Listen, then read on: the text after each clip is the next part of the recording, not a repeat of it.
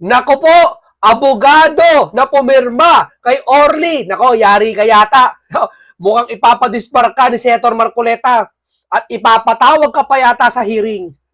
Di ba? Ano ba naman kasi naisipan nyo po kung totoo man na talagang hindi kayo pumirma niyan? Bakit yung sasabihin sa taong bayan na naglabas yata kayo ng statement no? Na hindi kayo pumirma kay Orly, no? Dito po kasi pinaliwanag po, maging tayo man mga kababayan.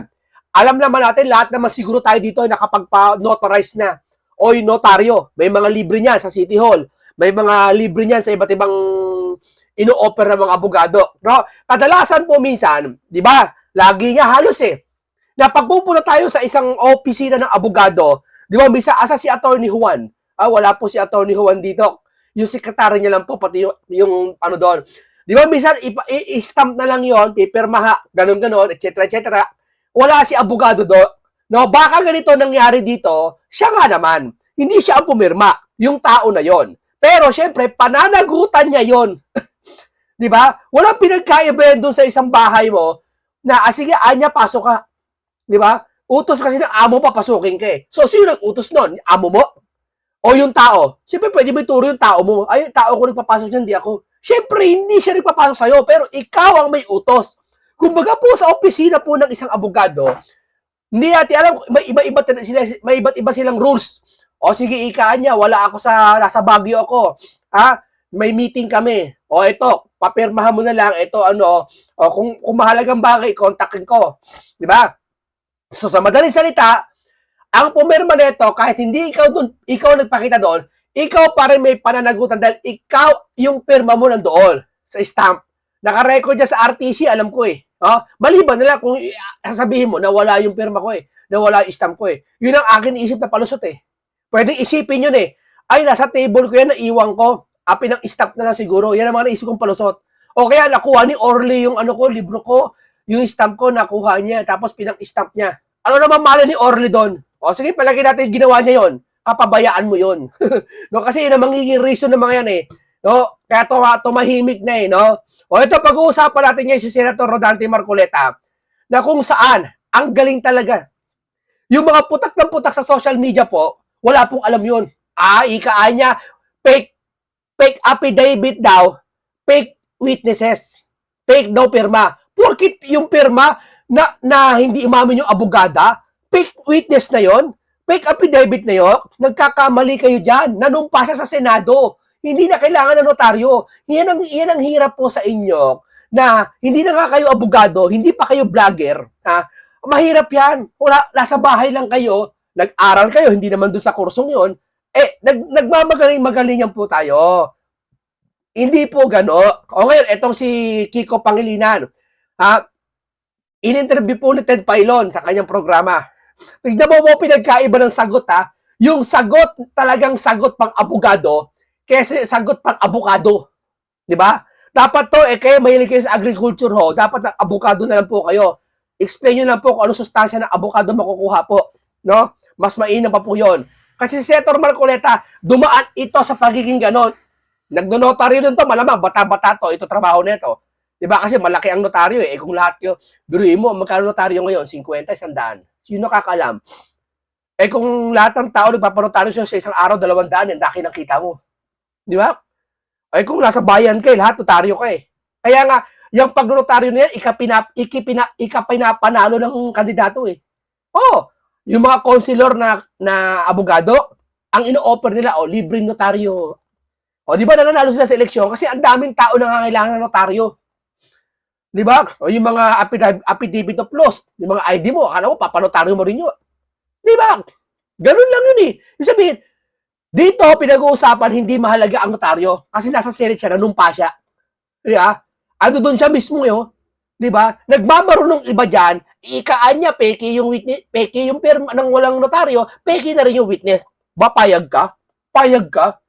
Yung dokumento mong hawak, totoo, tapos hindi lang notaryo, hindi na paniniwalaan. Example, ang pangalan mo, Juan de la Cruz talaga. Pati birthday mo, ganun. Hindi lang notaryohan, hindi ka na paniniwalaan, ay hindi Juan de la Cruz ang pangalan mo. Ay hindi ganyan birthday mo. Hindi kaya diyan ka nakatira. Kamalian yun. Nag-iisip-isip tayo minsan. Eto kung ano pinagkaiba, bibigyan tayo ng reaction video. Ito mapapanood natin bilang mga pagpuna sa mga kanilang mga maling salita o maling gawain. No, ito ay bibigyan natin ng mga pagtuturo. No, bago, ano to, sariwang-sariwang balita pa. Good news si Senator Marcoleta, may bad news nga lang si Kiko Maching. Di ba? O ito, panoorin mo, pinagkaiba ng dalawa. Tingnan mo, iba talaga ang sagot ng abogado kaya sagot ng abogado na tagahiwa ng abogado. No? O ito, panoorin niyo po. Nagutan dyan. Subukan ninyong palakihin yan. Subukan nyo lang palakihin yan. Ang pinaka-arbiter dyan, pakukuha po natin ang inyong notarial register at kapag nakita namin na tumama dun sa number nung daladala ni Gutesa, Opo. madidisbar pa po kayo dyan. Yari kayo ngayon. O paano kung dito magma sa number? Okay lang. Nanumpa ka naman sa Senado eh. Wala nang pakialam yun. Yung notaryo na yun. Mahihina kasi kitid ng iba eh. Ikaan niya, walang notaryo. Yung palawakin yan, ako na mismo magpo-prosecute sa iyo. Sa bagay, ito pinalaki nila di ba? Oo. Okay. Kasi ako rin napapansin ko ito Sen. Ewan ko lang kung practice talaga ito. Pagka kasi nagnotaryo, di ba, pag nawalan ka ng lisensya, Oo. affidavit of loss. Yes. O notaryo ka Napapansin ko, wala naman talaga abogadong humaharap Oo. Yun lang taga, doon. Yung secretariat, taga-tait, Oo. etc. Yung po bang practice na yun ay tama, Sen? Basically, hindi tama yun. Dapat kasi, kapag ka kasi nagnotaryo ka, haharap sa iyo yung affiant eh. O, parang ganun lang yung harap sa'yo. Nangyari kay Orly, maaring isa, hindi humarap yung abogado na pipirma. Kaya siguro, pwede niyang sabihin, abogado, alam mo na abogado, kayang paikutin yung mga Hindi ko siya sabing siya, no? Kayang paikutin yung mga sitwasyon salita eh. Di ba? Kung talagang gusto mo lumusot hindi ako pumirma niyan. Yung sekretary ko. Ang tigas niya ng ulo mo sa'yo nga yung opisina to eh. Sino ba nakapirma sa opisina mo to? Ikaw, di ba? Napaka-piloso po. Parang ganito eh. Sa'yo yung kantin. Nagpaluto ka ng adobo, mechado, galunggong, lahat dahil mo niluto. Tapos, sa'yo ingredients. Sa'yo lahat ang operation doon. Sa'yo ang permit doon. Sa'yo lahat, pati kaldero, lahat. Ang tao mo lang yung nagluluto. Kaya sabihin mo, sino nagluto ng minuto? Ay, hindi ako nagluto yan, yung tao. Ikaw nga, sa'yo yun eh. Sa'yo din yung ingredients na yun eh. Hindi ba? Hindi naman, malabong, pero parang gano'n na nga eh. Tuloy natin. Sorry, na-istorbo ko yan. Oh. Yun ang kailangang nandoon. Kaya itong Gutesa, humarap talaga. Oo. Kailangan nakaharap ka. Alam niya yung pananagutan niya, kailangan nandun siya mismo eh. Oo. Mali yung halimbawa, tinawag lang, nakapakita mo nga sa akin ng litrato. O sige, ikaw na pumirma dyan. Nagagawa nila yun, pero mali yun. Kasi ang hinahangad dito kasi ay yung pananagutan na nakaharap mo talaga. Kasi ikaw ang nag-administer ng kanyang oath eh. Parang nakita ko yun, naging malaking issue yan doon kay Alice Guo, di ba? Anyway, Paano kung halimbawa, kasi itinatanggi nga ng abogado, nasa Oo. yung nakapirma doon. O sige. Pero kung yun ang practice pala nila, talaga nagnonotaryo sila pero hindi siya pumipirma. At yung nakapirma lang talaga na yun, sa affidavit ni Gutesa, sa lahat ng notaryo nila, yun talagang pumipirma. Ano mangyayari? Diyan, magkakaroon siya ng disciplinary problem dyan. Kasi mananagot ka doon sa tinatawag naming CIPRA. Sipra. Ito yung Code of Professional Responsibility and Accountability. Okay. Mahigpit yun. Maaari kang madisbar dyan. Sapagkat nagkulang ka at nagkasala. Dito maliwanag na kung hindi siya ang pumirma, maliwanag na ang pumirma dyan, staff niya o sekretarya niya. Kasi yung paggamit ng kanyang notarial office, yung kanyang notarial seal, sabi ko nga sa inyo, imposible para kay Gutesa na siya mismo ang magtatatak doon, siya magtatatak ng dry seal at mahanap niya yung page number, book number, document number. Hindi kaya ng isang nagpapanotaryo yun. Ang nakakakita lamang niyan ay yung staff doon, yung pinagkatiwalaan ng abogado, siyang maglalagay ng mga number na yon. Teka lang, start tayo. Di ba pag nagpapanotaryo tayo, may makapal na librong kinukuha sa atin, hinahanap yung number, ililista doon, lalagay yung book number, lahat, tapos yung doc number, lahat. Mahanap ba ni Orly yun? Ibig mo sabihin, si Orly pumasok sa opisinang pasikreto, madaling araw man o gabi, pasikreto siya pumasok sa opisina ng abogado, hinanap yung stamp, hinanap yung makapal na libro, at sa makapal na libro, hahanapin niya po kung alin doon. Bagay na hindi alam ni Orly yun. Para ka nagsasabi, pumasok ka sa isang ospital, tinignan mo yung laboratory, inalam mo kung ano yung laboratory mo. Hindi mo mababasa kasi doktor lang makakabasa noon. Parang ganun nangyayari. Etong mga tong kumakalaban kay Senator Marcoleta, hindi naman sila parang lumalaban sila dahil dun sa kinakampihan nila si Romualdez. Hindi. Naasaran sila kay Senator Dante Marcoleta dahil napasara yung isang media at busit na busit sila dito ba't nanalo. Di ba? Yun, tapos dahilan lang nila yun na palaaway-an niya to, palaaway. Sabi ko nga sa inyo mas maganda na yung palaaway to dahil inaaway lahat ng mali. Kesa yung mga nakagawian nyo noon pa naman, yung unang panahon pa, na hanggang ngayon, hindi epektibo yung panahon na ginagawa yung mga politiko, na paulit-ulit na ginagawa, wala nang nangyayari sa ating bansa. Totoo, hindi? Di ba? Yan ang, ito ang pinakamagandang ehemplo sa atin na palaaway. Subukan nyo to. Wala kasi kayong tiwala Galit ang nauuna sa inyo. Puot ang nauuna sa inyo. Puot. No? Porkit galit ka sa taong ito. Halimbawa, ganito. Katulad na lang ni Trillanes. Di ba si Trillanes, daming galit. Ako, galit ako kay Trillanes. Pero pag nakagawa si Trillanes ng magandang salita, pinupuri ko siya si Jokno Di ba? Galit kay Jokno. Nabubusit minsan. Pinupuri ko siya. Ang galing na ito ni Jokno. Okay to. Nakakapag sa budget ng Pilipinas, nakakagawa. Ganun dapat tayo humatol. Nasabihin mo, Christian ako. Nasa Christian country kami. Nasa Christian ako. Tapos kung ganyan ang magsalita, kapaimbabawan yan, Sister Brad. Kapaimbabawan yan. Okay, ganito. Tuloy natin yan. Mahaba tayo. Etong notaryo na to, malabong makuha ni Orly yung libro na yon. Di ba? Dapat, pag humarap kayo, abogadang ito, abogado ba to? Pichi Rose yata no? Dapat umarap po kayo kung mapatawag kayo sa Senado. Di ba? Pagpaliwanag kayo kung bakit hindi nyo to pinirmahan. Kasi wala namang question kung di pirmahan yan Okay lang, sabi ni Senator Dante Marcoleta Kaya pinakatama dyan, sabi ko nga, pasasabihin ako yung kanyang notarial register. Naku po. At kapag ka nag-match, ibig sabihin, galing sa opisina niya talaga. Hindi na pinag-uusapan kung ikaw ang pumirma o hindi. Pinayagan mo ang staff mo kung sino man na ipagamit ang iyong notarial office. Ang galing magsalita. Mukhang mababalta ng pangyayari ngayon. Kasi sa lumalabas sa social media at sa pahayag ng Gusto niyang palakihin, okay. Oo. Kasi ako wala akong kinalaman dyan. Ang akin lamang gustong mangyari, dumating sa akin na may notaryo, hindi ko na pinakialaman kung sino magnunotaryo. Hindi ko na makatungkulan yun. Basta sinabi ko, maghanap ka ng magnunotaryo para sa panig ko, another satisfaction para sa akin, na ikaw talaga'y nakahandang humarap dito. Opo. Kasi pinalalabas nila ngayon sa social media para bagang Peke. kayo ang Nameke. nameke. At saka parang dating Marcoletas witness. O sige, Ganun po ang gawin natin para talagang isalig natin talaga sa katwiran. Opo. Patawag po natin yung abogado at dalhin niya yung kanyang notarial register. Ayo. Yun.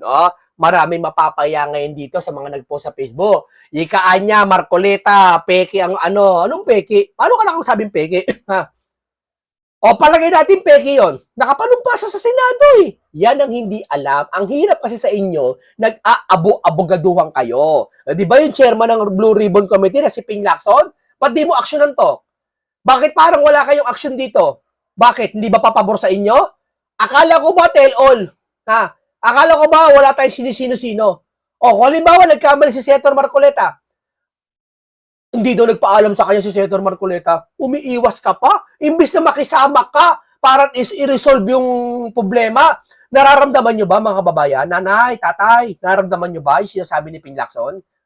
Nararamdaman nyo ba? Dapat ang isang kilos ng isang chairman bilang investigador, dapat ganito kilos niya. Kung magkamali man, halimbawa, siya nakikitulong, siya nakikipag-cooperate siya. Hindi Sarili niyang member ng komite, winawasak niya. Ano ba trabaho mo dyan, Ping? Investigador o winawasak yung kakampi mo? Hindi mo man sinasabing literal na winawasak yung kakampi mo. Pero nakikita namin at nararamdaman, yun na nangyayari po. 'Di ba? Imbis na mag-post ka sa Facebook, hindi ako iba, sabi hindi ako satisfied, walang credibility. Etong si Kiko Maching, imbis na tumulong, Imbis na tumulong, ang dahil pang sinasabi sa social media kay Ted Pailon. Papapanood yung susunod na rito, malapit na. Makikita po natin dyan Oh, kung yun sino ang- nagsasabi ng totoo. Nako, mukhang malaki po problema kakaharapin ni attorney. Oo. Oho. Malaki talaga yan. Lalo na kapag subukan po ninyong palawakin yan. Ako na mismo magpo-prosecute sa iyo. Yari Oho. ka kayo. Kasi naglabas pa siya ng kanyang statement, no? Sabi, tinakot daw yata o kinausap na Malacanang. Ewan ko la. Binasa natin kanina. Hinahanap ko nga yung Binasa natin kanina. Oo. Maring totoo hindi siyang pumirma. Bakit pinapayagan mo mga staff mo, sekretaryo mo ang pumirma para sa iyo? Bakit Oo. hindi ko i-assume ito? Paano makukuha ni Gutesa Maliban ang ng yung drug ninakaw sale? niya yun, siguro. Paano niya makukuha sa notarial register mo yung mga number na ilalagay doon? Oho. Yun lamang doc number. Doon nakalagay sa libro, makapal yun eh. Opo. Tutuntunin mo yun kung ano yung pinakahuli. page, oo. Okay, pati page. Kaya Opo. nga, parang 58 na yun, makapal na yun eh. Oho. So sa page 58 na nandun eh. O Ayun. pati book number nakalagay. Kasi yung bawat register, may book 1, book 2, book 3, book 4. Opo. Ganun nga kakapal yun eh. Yan ay nire-report mo sa RTC na kung saan ka kumuha ng notarial commission. Oho. Mahigpit ngayon ha, yung notarial law. Oho. Baka akala nyo wala siyang pananagutan dyan. Subukan ninyong palakihin yan. Subukan nyo lang palakihin yan. Ang pinaka-arbiter dyan, pakukuha po natin ang inyong notarial register at kapag nakita namin na tumama dun sa number nung daladala ni Gutesa, Opo. madidisbar pa po kayo dyan. Nako, yari ka ngayon. Alam ko magiging lusot nito. Nagbakasyon yung abogada. Nawala na sa ibang bansa. Privacy. Nagkasakit. Ito pa, dami yan. Nawala yung stamp pati yung book. Ninakaw. Pag sasabihin si Orly, ipapareview CCTV, walang CCTV na sira. Mo, pinapaikot tayo kasi nabanggit yung Bonjing. Hindi niya ba napapansin? Lahat na lang ng tumitistigo kay Bonjing nagkakaganito. Tapos naman, alam naman ng mga kaawayan eh. Basta galit lang sila kay Marcoleta. Wala kaming pakialam. Kahit si Bonjing kurakot. Wala kaming pakialam kahit talo na kami. Basta galit kami kay Marcoleta. Gusto namin isisi lahat sa kanya. Tama yan, sinasabi nyo. Kasabot si Diskaya, protektor ng mga Diskaya yan. Tama, sinasabi nyo. Ayan ay tinuruan si Orly. Bonak ng teteng, no? Pag sila Tulpo, sila Ping Lacson, hindi nyo ginaganya. Bakit? Kasi investigasyon papunta sa mga Duterte. Pero pag papunta ka lang Romualdez, ayan na, nagkakaabirya na. Totoo hindi. Ano to? Coincidence? Ha? Lagpas 20 na yata ang coincidence. Nawala si Cheese. Nawala si Marcoleta. Tapos biglang nabanggit si Diskaya, pinagbintangan. Dami na eh. Ano to? Coincidence?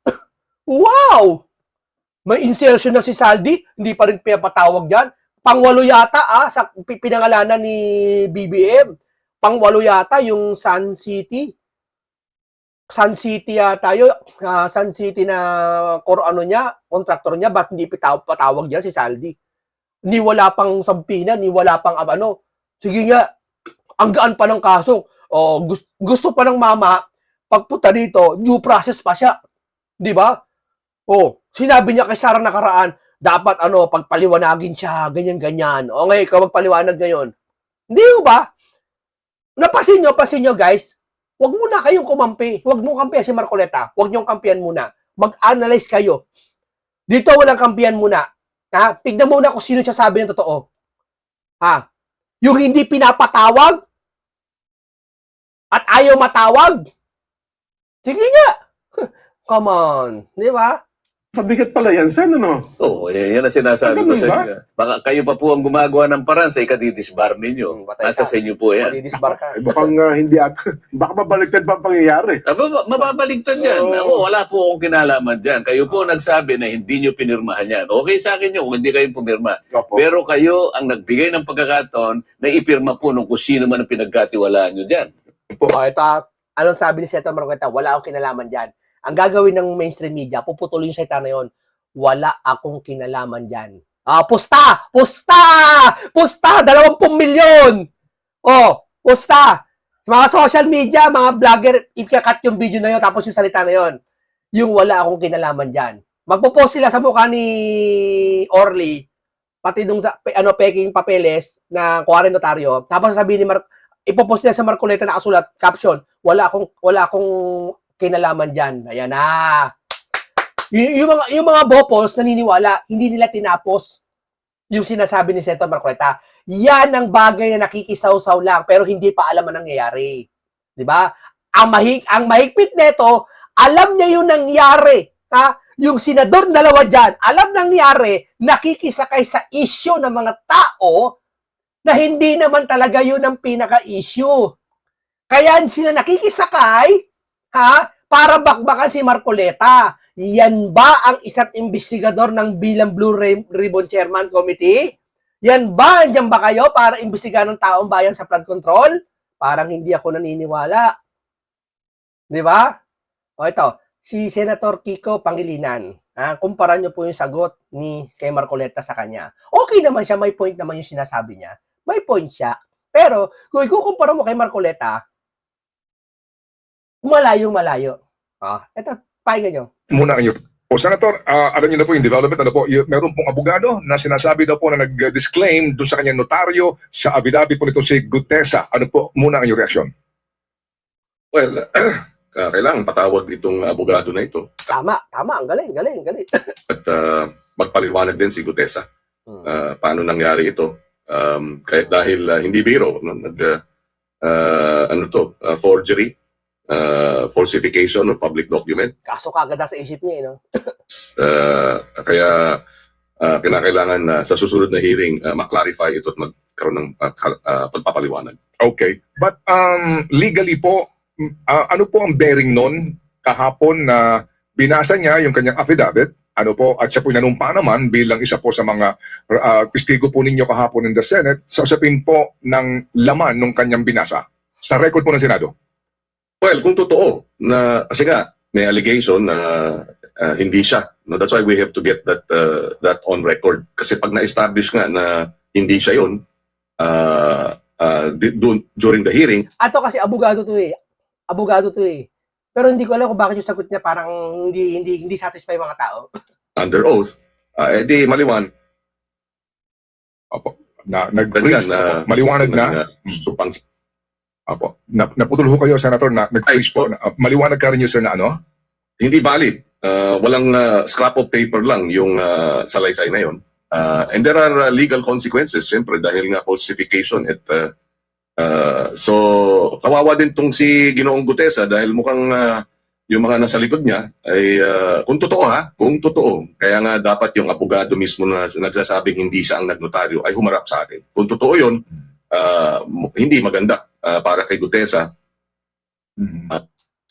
at kailangan din niyang magpaliwanag. Tingnan mo. Parang pinalilitaw niya rito, pinatutunog niya na hindi maganda kay Gutesa to, na yung notaryo, kung totoo, sabi niya kung totoo. O sige, sabi natin kung totoo. Halimbawa, peki yung pirma ng notaryo. Notaryo na naman eh. Yung nilalaman ng salaysay niya, totoo naman eh. Kayo naman.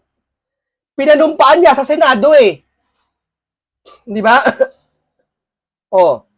Bahala na ang investigador dyan kung hindi sinasabi yan di totoo. Ang importante, yung notaryo, hindi na mahalaga yun. Kung totoo man yun o hindi. Pang-official lang yun. Dapat alam mo yan eh, abogado ka, di ba? Alam ko abogado to eh. Alam mo yan eh. Ba't parang ang layo ng tago to? Parang uutal-utal ka niya kay Ted Pailon. Di ba? Buti pa yung sagot ni Senator Marcoleta, tama eh. Ganito mangyayari sa kanya, okay lang. Nakapanumpa naman siya. Ba't di mo siya sabi yung nakapanumpa dyan? Bakit dapat sinabi mo, okay lang kahit walang notaryo? Kasi nakapanumpa naman siya sa Senado eh. Dapat ganon.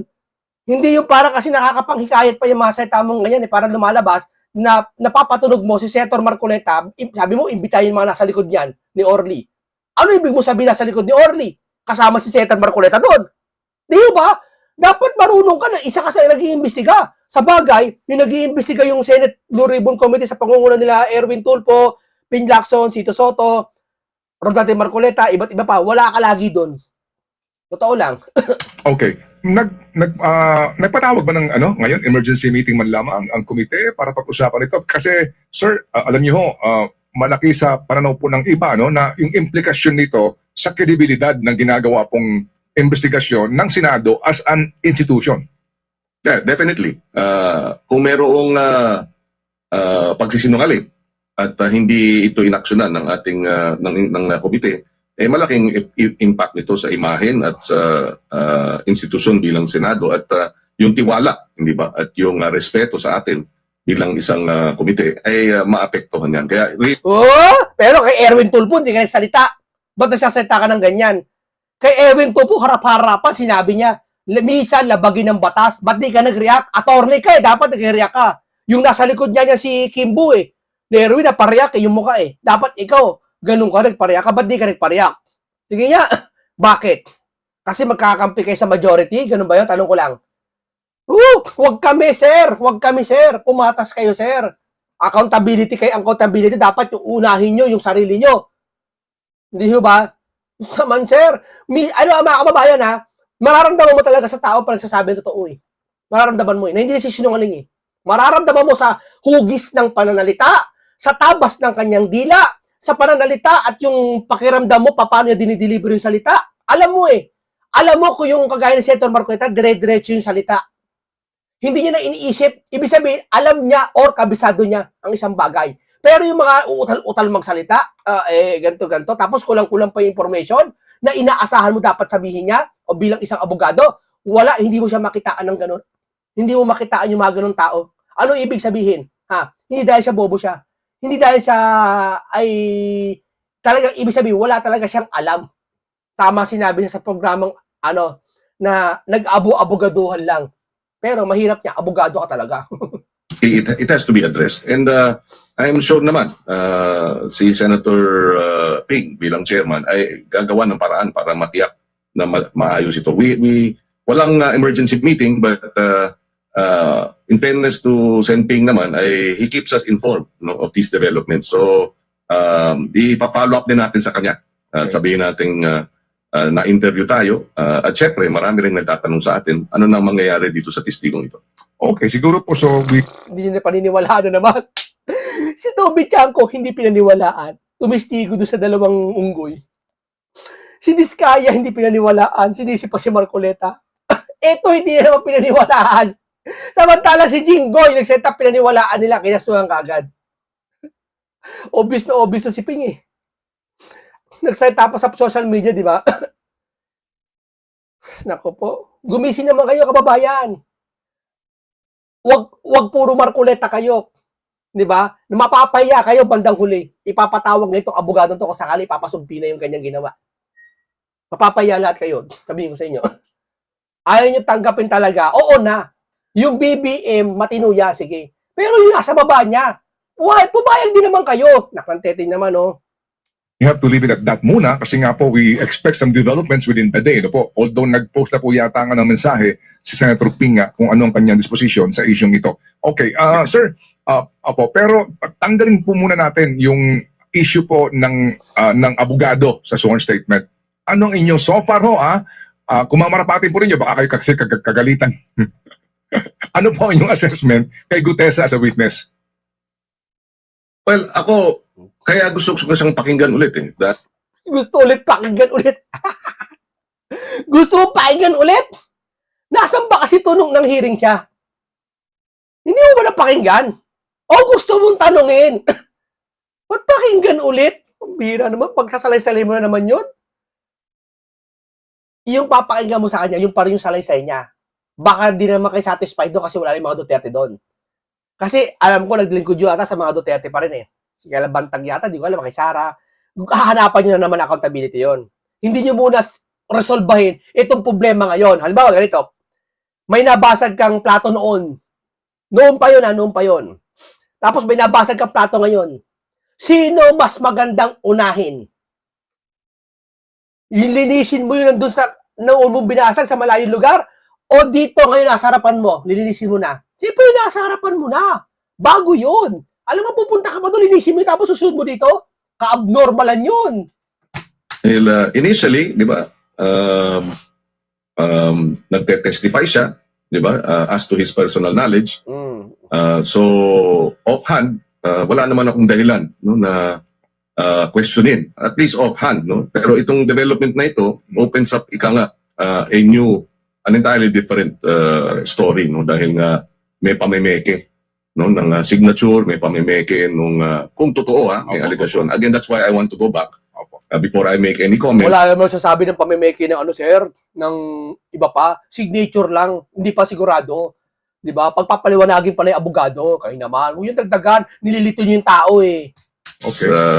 We need to listen, we need to hear the facts. Sabi ko nga, ang ebidensya ang siyang magiging basehan natin. Opo. Hindi yung haka-haka, Opo. yung and sa committee dapat para under oath.